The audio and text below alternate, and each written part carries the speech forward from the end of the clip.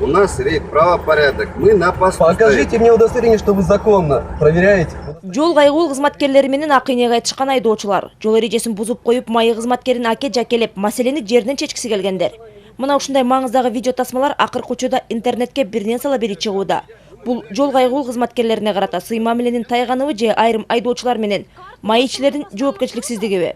Талдоочулар болсо экөө тең кошул ташыл болууда дешет. Үйлөч. Каналакмын. Табып атам ушу. Ушул жаман да. Жакында эле интернетке майычынын акчага болгон табитин текшерген дагы бир видео чыкты. Эртең барып төлөш керек мына. Машинаны стоянкага коюп, өзүңдү роудга жабам, акча алып роудга. Анан чыгышың керек да сен. Же ошол жакта Жо азыр не кылабыз анда? Сестенген айдоочу ичара сүйлөшүүнүн эбин издей баштады. Выход же есть из любой ситуации. Конечно, без выходных положений не бывает деп коебу. Конечно. Что будем делать? 5000 сом төлөйсүң да, барбы? 5000 сом?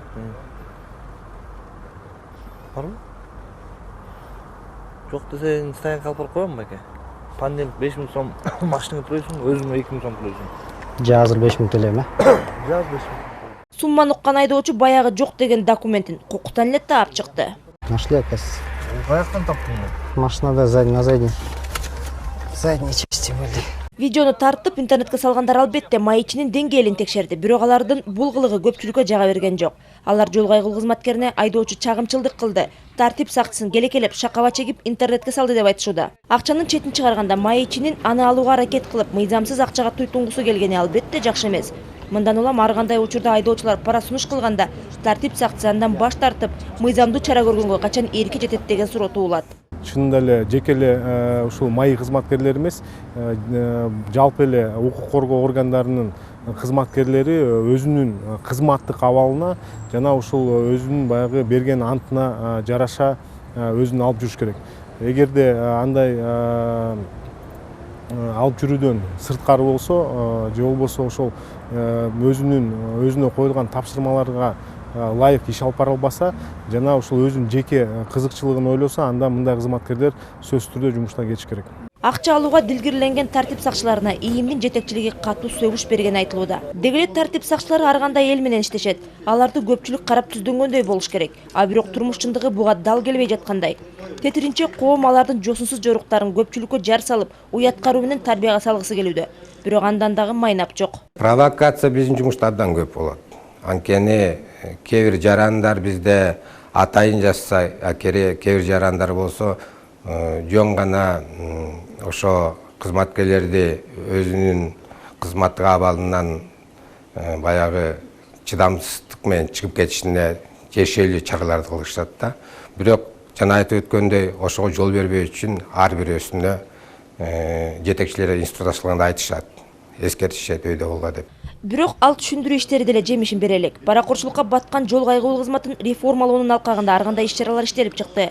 Айдоочулардын дагы жоопкерчилигин ойготуу үчүн айыптын көлөмү да жогорулады. 2014-жылы каралган 1 миллион ашык штраф, 1 миллионго жетпеген штрафтар өнүсө, бул биздин 3 ай 4 айдын эсебинде эле 2015-жылы, себеби 1 январдан баштап күчүнө кирди да.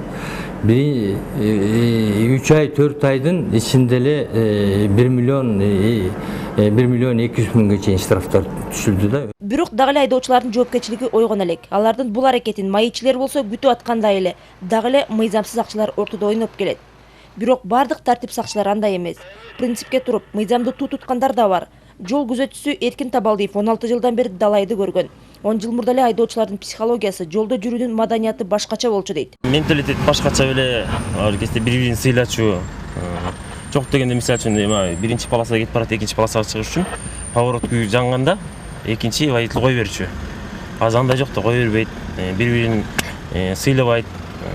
Кичине светофор өчүп же бир авария болуп калса, встречный полосага чыгышат. Ошондон затор болуп атпайбы? Көрүнгөн жер затор болуп, бири-бирин уважать этпейт. Айдоочулардын аң сезими, маданияты жана айрым жол күзөтчүлөрүнүн акчага болгон табити бүтүндөй системага көлөкө түшүрүп, жаманатты кылууда. Бир карын майды бир кумалак чиритет дегендей, эми жаманы чыгат экен, жакшы чыгат экен. Кашыктап чогулткан абийирди бир убакта эле бир эле маалда бир начарыбыз чөмүштөп чачып коет экен, чакалап жердин баарына чачып салып, аброюн канча жылдап тапкан эмгекти, авторитетini, аброюбузду 5 минутта чачып коет экен. Жолдо болуп жаткан маселелерди видео көзөмөл менен чечсе болорун талдоочулар айтууда. 3-4 жылдан бери Бишкек менен Ошко коопсуз шаар долбоорун киргизүү боюнча айтылып эле келет. Бирок дагы эле ишке аша элек. Бул проекттин дагы бүгүнкү күнү мындан аркы баягы тагдыры белгисиз.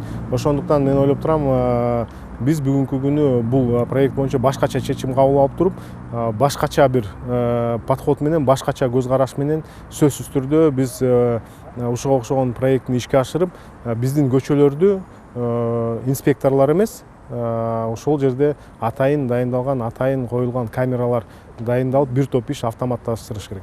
Учурда 1200 майы кызматкери бар. Талап боюнча ар бир 200 унаага бирден жол көзөмөлдөөчү туура келиши керек. Бирок күндөн күнгө унаалар көбөйүп жаткандыктан маселени видео көзөмөл аркылуу гана чечсе болорун турмуш көрсөтүүдө. Гүлнара Касымбекова, Эсен Турабыкеев, Бекназар Шерманбетов, Коомдук 1 канал, Жума Кайрык.